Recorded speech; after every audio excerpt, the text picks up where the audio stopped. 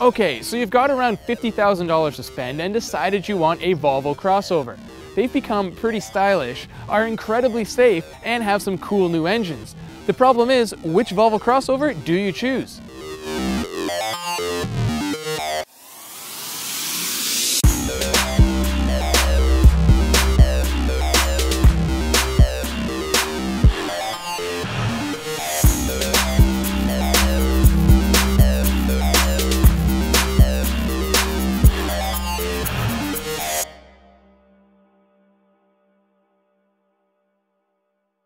That's right, this year there are two Volvo midsize crossovers. One is the XC60, which seems to have been around forever, but this year does include the new Drive-E drivetrains. The other is the V60 Cross Country, which continues Volvo's tradition of taking a wagon, raising it up a couple inches, and butching up the exterior. Now with 7.9 inches of ground clearance, the Cross Country sits much higher than a regular V60 wagon, but it's still not quite as high as the 9.1 inches available in the XC60.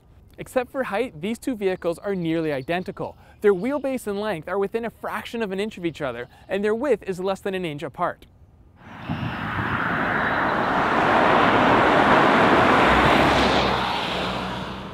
The XC60 is available with no fewer than 4 engines depending on trim and drivetrain. This includes the new Drive-E family, and the most exciting of which is the one I'm driving here, the T6 front-wheel drive. It's a 2-liter supercharged and turbocharged engine that makes 302 horsepower and 295 pound-feet of torque. Basically, the supercharger adds power at lower engine speeds and the turbocharger adds a little more grunt up in the high RPM range. Best of all, it runs on regular gas, not premium. For now, this twin-charge engine only comes in front-wheel drive and is paired to an equally new 8-speed automatic. Strangely, the V60 Cross Country is pigeonholed into only offering one drivetrain combo. It can only come with a 2.5-liter turbocharged 5-cylinder engine that makes 250 horsepower and all-wheel drive. And being the older engine, it still uses the 6-speed automatic transmission. It really is weird that the V60 Cross Country is only available this way, since the regular V60 wagon does have more engine and drivetrain choices. Weighing just over 4,000 pounds, the XC60 is about 400 pounds heavier than the XC Cross Country. But with the extra power, it can still run from 0 to 60 miles per hour in just 6.5 seconds. That's about a half second faster than the V60. Even with more power and more weight, the XC60 actually has higher fuel economy ratings thanks to that Drive-E engine. But during our testing, the two vehicles came out nearly identical, and the V60 actually got slightly better fuel efficiency.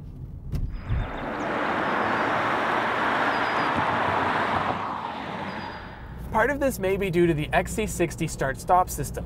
It's terrible. There's such a delay from when you take your foot off the brake to the engine actually refiring. It usually leads to me hammering the throttle trying to get the engine to respond, and then all of a sudden it takes off in a very quick and inefficient way. Thankfully, once the initial lag goes away, there is so much more power and torque in the XC60 all throughout the RPM range. To help stop the more powerful and heavier crossover, the XC60 does have larger front brake rotors. Both of these crossovers come with 18-inch wheels, but only the XC60 can also be had with 20-inch wheels. Both can also tow 3,500 pounds when properly equipped.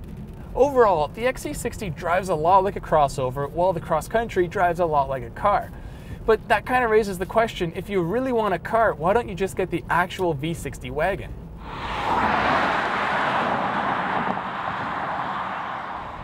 Officially, the Cross Country has more headroom up front than the XC60, but it doesn't feel like it. The XC60 feels more spacious up here, and the sightlines are better thanks to the lower beltline and the bigger back window. Since both vehicles are modern Volvos, the interiors are very similar. But once again, it feels like I'm driving a crossover sitting behind the wheel of the XC60, whereas the V60 Cross Country feels more like a car. One interesting note for the tech-savvy viewers out there has to do with my iPhone and these Volvos. Neither would accept the USB hookup from my iPhone 5 very well. Sometimes it wouldn't connect at all, and when it did, it would sometimes freeze and crash the infotainment system.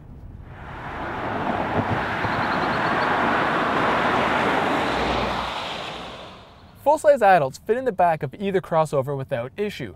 The V60 does have lower seat cushions, and the only reason headroom works is due to the dugout valley in the roof liner. The XC60 has better overall comfort though, as the seat cushion is at a better height, there's more legroom, and there's a more airy feeling. Now that's due to larger side windows and a panoramic sunroof that isn't offered in the V60. In the back, the V60 Cross Country can hold a lot more gear. With 43.8 cubic feet, that's 13 more cubic feet than the XC60. But the V60 doesn't have the pop-up cargo divider or the underfloor storage of the XC60. And more importantly, there is no power trunk option on the V60 Cross Country.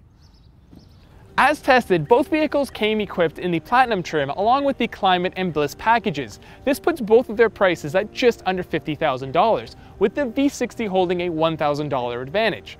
Choosing between these two crossovers is like picking between the Swedish meatballs and the 75-cent hot dog at IKEA. Both offer good Swedish value, but which one is the better choice? Well, if it's a crossover you're after, get the proper crossover, the XC60. The V60 Cross Country is good, but it's too much of a compromise between a wagon and a crossover, especially considering Volvo already has one of each. Worse yet, it's very limited in how you can option it. Not only does the XC60 give you more space and features, but it also gives you a lot more choice.